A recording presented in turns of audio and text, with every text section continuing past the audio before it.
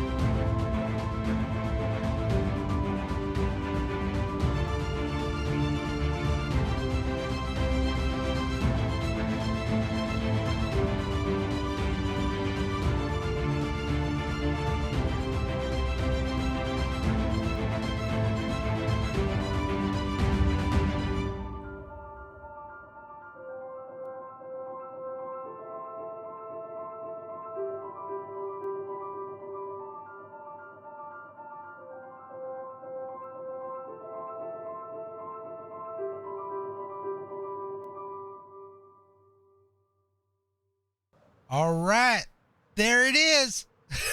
Ain't it beautiful? Look at all this. Yeah, look, it's a beautiful big old water tower. All right, so you might say, why do we need a water tower inside of Minecraft? Because well, you might get thirsty.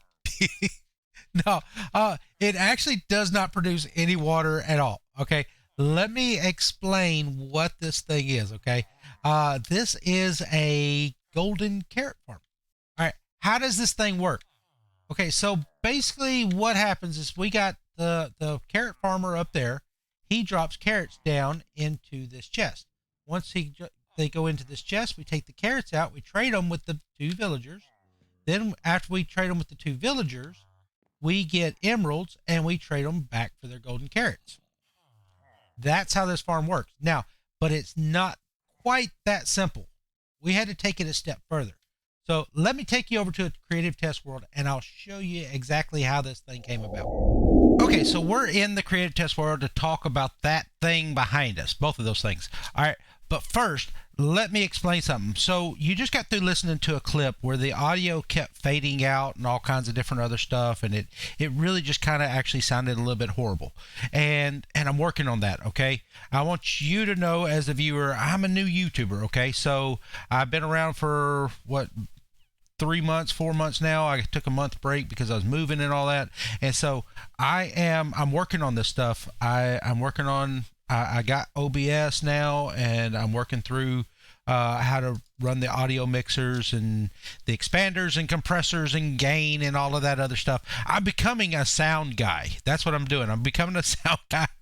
And so, anyhow, I say all that to say, I'm working on that stuff. Please have patience and don't not subscribe because it doesn't sound just perfect, because I am working on it, and eventually we'll get it figured out. And once it's figured out, it'll be there. It'll be there permanently. So it's not like that kind of stuff changes after you get it figured out and get it all set up correctly. Okay.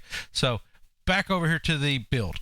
So, okay, the main build right here, I want to show you that, and you see a lot of glass in the water and different stuff like that. That was so I could take pictures of it and be able to duplicate it on the SMP world. And so, but first, I want to talk to you about this build over here. Now, this build over here was my original idea, and my original idea was to have 4 different farms. I wanted a wheat farm, I wanted the carrot farm, I wanted the potato, and the beetroot farm. I wanted all of that up here at the top, and then have this big water tower deal coming down. But I got to looking at it, and I was like, I don't go up there because the mine carts are loud. And so I got to look at it, and I was like, what is the purpose of this farm? And I had to redefine that in my head. What is the purpose of this farm? The purpose of this is so that on our SMP, we have easy access to golden carrots. And I just didn't need all of this. I didn't need all this to be able to accomplish that. So I decided I would break it down to one farm, and that's the carrot farm. Now, let's go ahead and peek into this right here. Let's go to spectator mode. We'll go into the build here, and you see that it's just one carrot farm.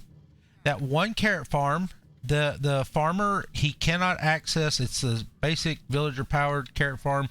He cannot access his composter because of the trapdoors. He thinks he can, and that's the reason why he keeps his occupation, but he can't get to it because of the trapdoors.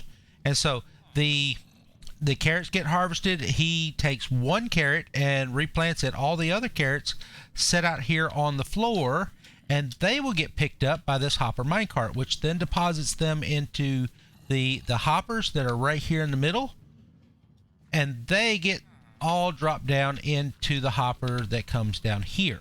Okay, and so now that takes care of the input, and we clear the rain, and welcome back. Okay, so that's where the carrots come into. Okay, the carrots come down. They come down in here into the bottom part, and that's what we get to. We can take these carrots and then trade them with these villagers. Now these villagers are almost traded out. I've been working with the audio so much that I've deleted all the takes. I've cured these villagers that many times trying to get the correct audio recording. Okay, so I'm working on it, guys. I'm working on it. So anyhow, these guys are here. You trade for the emeralds, and then you go down in their trade, and you trade for golden carrots. Right now, it's a 1-for-1. Right now, it's a 1-for-1 with these villagers.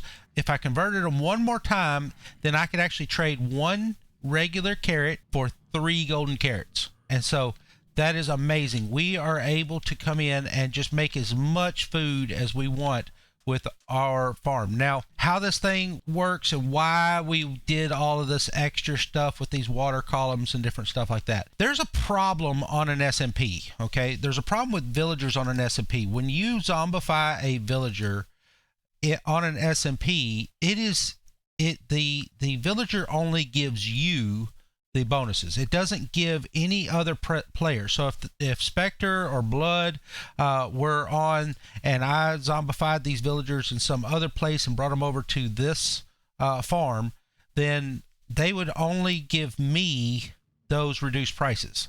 And so on an SMP where you share things, a lot of times you want to zombify those things in place. I call it zombifying at point of sale.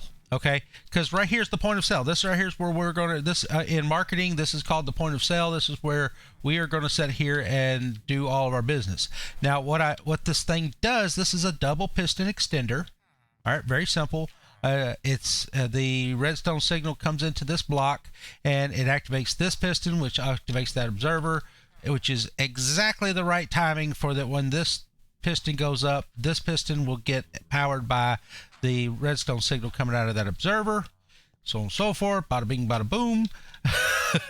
And these villagers get pushed up into that water source. Now, once they hit that water source, they begin to float up. Because they are villagers, villagers float to the top. Once they get up to the top, they then hit this where the water source is, where the actual water source is, and that pushes them over to this fence gate. Now, all of this right here is flowing water. You do not have to have water sources here. This is flowing water. Villagers will still float up to the top. Once they're up here to the top, they float up against that fence gate. So then they are within reach of name tag here. Name tag. Name tag is he's standing there ready, waiting, and able to do all the killing. Now you do notice that this is the center of our farm, and so I figured out that I had to take my hoppers down and around to be able to so that name tag here could see the villager. If you go straight down with this hopper, straight down right there, there's a chance that he could be over there in that corner and not be able to see the villager, make eye contact with the villager for a little bit until he moves around. And so we wanted to make that a little bit more efficient. So I actually did like a little snake around with these hoppers. So, but what that does is that allows everybody on the server to come up here and do their own converting. And all they need is their own. I'm not supplying any golden carrots or splash potions of weakness. But we do have access to that on the SMP.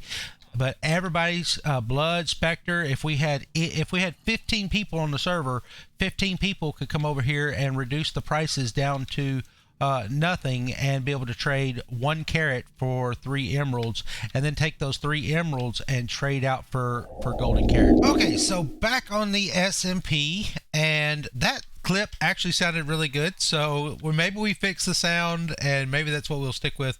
We'll listen to it and see if we need to make any other adjustments. Okay, so but the build here, you can kind of see how that right there worked. Now, one of the modifications that I did do was I did extend this column right here up a little bit further.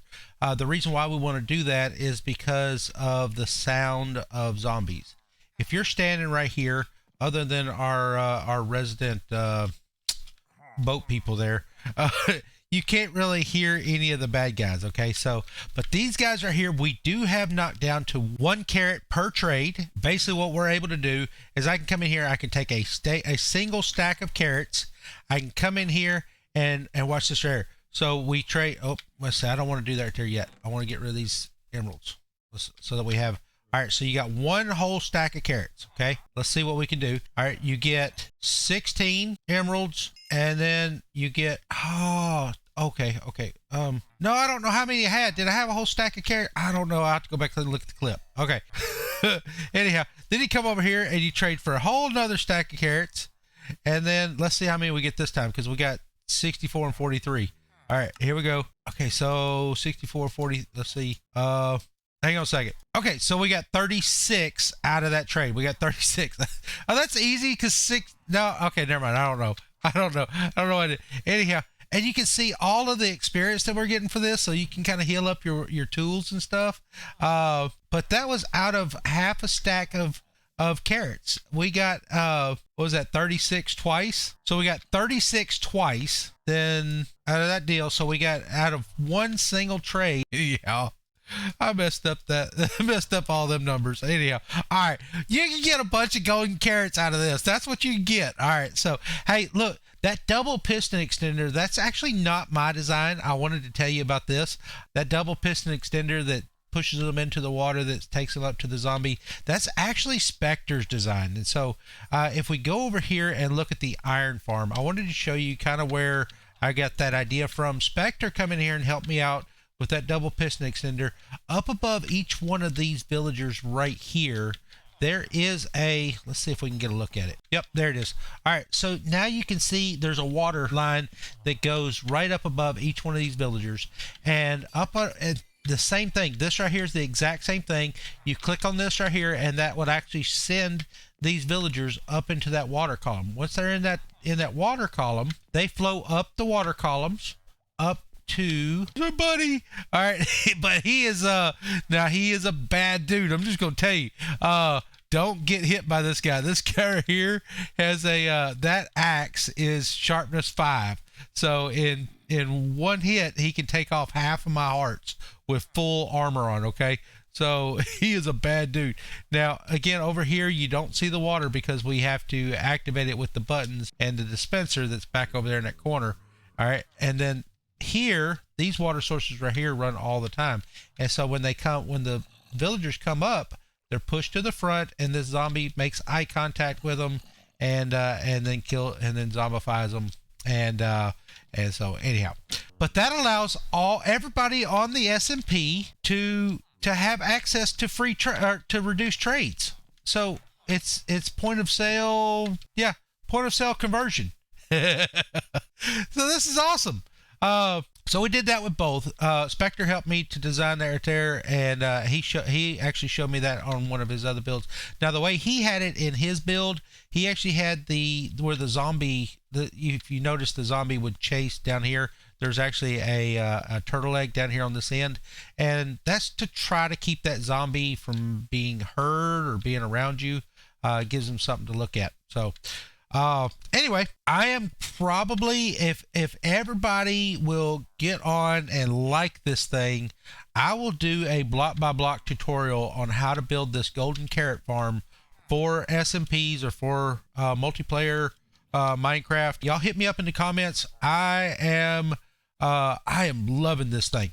But I want to show you one more thing before we leave. The sun's setting. Let me go ahead and get some sleep. All right, actually, I'm going to show you 2 more things before we leave. I noticed this right here a minute ago as I was going to bed. This over here, if you've ever watched, I know most of y'all have watched Hermitcraft and different stuff like that.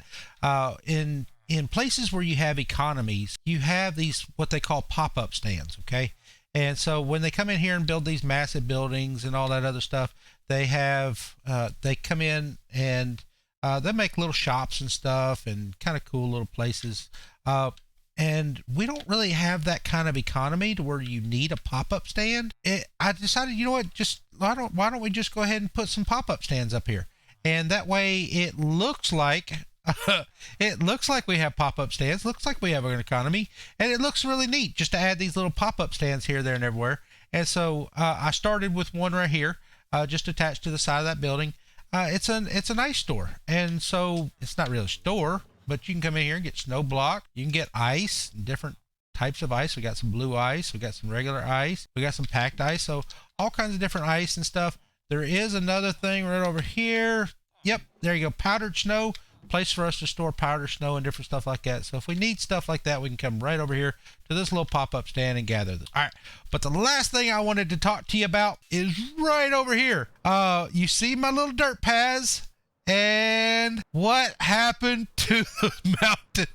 All right, I told y'all that I had this planned with the beacon, and I have been doing it. Look at this. Look at that beacon right there. All of these chests are full, and all of them are just full of stuff. Everything is full of stuff. Everything is packed full. All right. And so I have been taking down the side of the mountain. Okay, we talked about having cliffs. We talked about having, we had the caves and cliffs update, and we got the caves and mountains update. What happened to the cliffs? Where's the cliffs? And so I decided I'd come in here and try to make our own cliff. Looking at it down here from this angle, you can see these. I mean, everything is just contoured, okay? Everything's just contoured. We do have a few little details that I put in here, but later on, as we go through, after we get through finishing the basic contours of the mountain and the cliff here, I want to come back and do all the detail, okay? This right here is actually going to be a river. We kind of inserted this right here. Why would you have a cliff except for you have a river that all of this right here comes from? So we definitely need a river. So we're going to come in here and make this right here a little bit deeper. We're going to have water. I'm going to have a little bit more water flowing out of that cave over there. And then there's a little bit of water coming out of this pond. I'm probably going to narrow this off into one little stream. So I wanted to have, like, this right here's a spring-fed pond, and this right here, I want to have a bunch of different water sources coming into this cave as that cave comes out and then comes on down. So all that there said, I want to make it as realistic as possible, okay? But this water has been coming out for years and years and years, and over years and years and years has carved out this canyon, carved off this cliff, carved off the side of this mountain and everything. And so I really have come in and tried to give it a whole lot of realism, and try to consider how that water would have flowed through here. But we'll talk a lot more about that later once we've got this project finished. But I wanted to show you that the bottom of this beacon used to be on ground. This was solid ground. This beacon was sitting on solid ground right here. So everything from here, and it kind of used to come down and slope all the way down to about midways of that the side of that hill right there. All right there, it used to come all the way up here, and we have taken it, almost all of it, out. And so we have done a lot of work. Now I haven't picked up everything that I've collected or everything that I've broken.